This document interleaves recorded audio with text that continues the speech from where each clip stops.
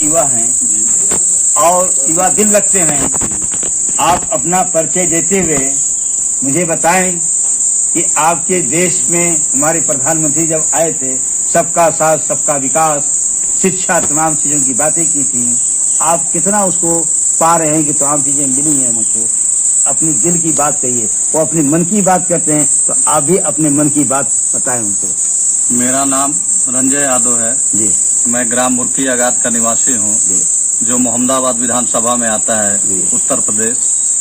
मैं अपने प्रधानमंत्री को ये उनका एक जो सलाह, सबसे पहले चुनाव से पहले एक स्टेटमेंट आया था कि मैं अपने देश को इस नौजवानों के लिए 2 करोड़ रोजगार का व्यवस्था करूंगा।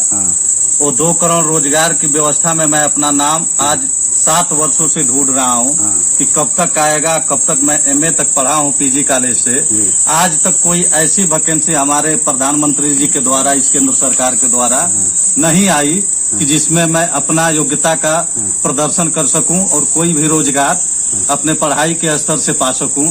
और इस सरकार से मैं नहीं, इस पूरे भारत का नौजवान इस तरह से बेरुख है, नाखुश है कि पूरा भारत का आवाम, नौजवान, छोटे छोटे बच्चे जो कोविड के नाम पे शिक्षा, कॉलेज इस प्रकार से बंद कर दिए गए कि सारी जो सुविधा है, पढ़ाई से ही मनुष्य आगे बढ़ता है, संस्कृति आगे बढ़ती है, उसको इन लोगों ने रोक लगा दिया। और इस देश का प्रधानमंत्री अपने नाम पे एक आवास पार्लियामेंट जो 13,000 करोड़ से बन रहा है, उसका काम बहुत तेजी से कराया जा रहा है। और इस देश के लिए कॉलेज बंद कर दिए गए। आज कोई व्यवस्था नहीं है शिक्षा के नाम पे। ऑनलाइन व्यवस्था की, जो ऑनलाइन पढ़ाई की व्यवस्था शुरू की गई है, उसमें 70% गरीब के बेटे, किसान के बेटे, जिनके पास ऑनलाइन सुविधा नहीं है, नेटवर्क नहीं है गाँव में, उनका पढ़ाई अधूरा जा रहा है। और ये सरकार बैठे बैठे बस कह दे रही है कि हम ऑनलाइन पढ़ाई का सुविधा कर रखे हैं, जिससे हमारा पूरा भारत का हर एक बच्चा पढ़ाई करने वाला हमारे पढ़ाई से जुड़ा हुआ है।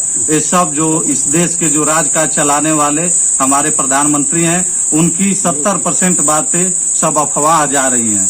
और कभी तक अभी जो प्रधानमंत्री का ये दौर चल रहा है, ये कोविड का दौर चल रहा है, इस दौर में जितना नुकसान हमारे देश का नौजवान, छोटे छोटे बच्चे, पढ़ाई करने वाले युवकों का हुआ है, छात्र छात्राओं का हुआ, उससे ज्यादा नुकसान किसी का नहीं हुआ है।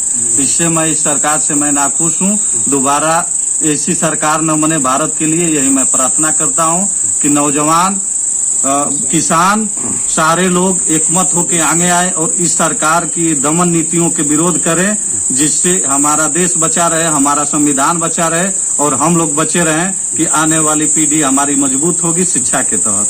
जी, आपको जो संविधान के तहत जो मिला था, उसे सही मानों में क्या खत्म किया जा रहा है? संविधान को इस प्रकार से तोड़ा जा रहा है कि आगे आने वाली स्थिति गृह युद्ध की तरफ जा रही है।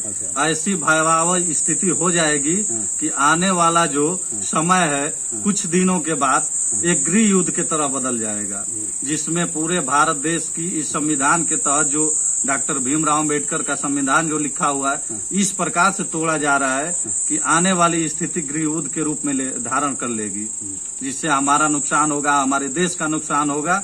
यहाँ जो जितने छोटे छोटे बच्चे हैं, जो बेरोजगार युवक हैं, सारे लोग परेशान हो जाएंगे और आगे जाकर आत्महत्या करने के लिए ये सरकार मजबूर कर देगी और आत्महत्या करना पड़ेगा।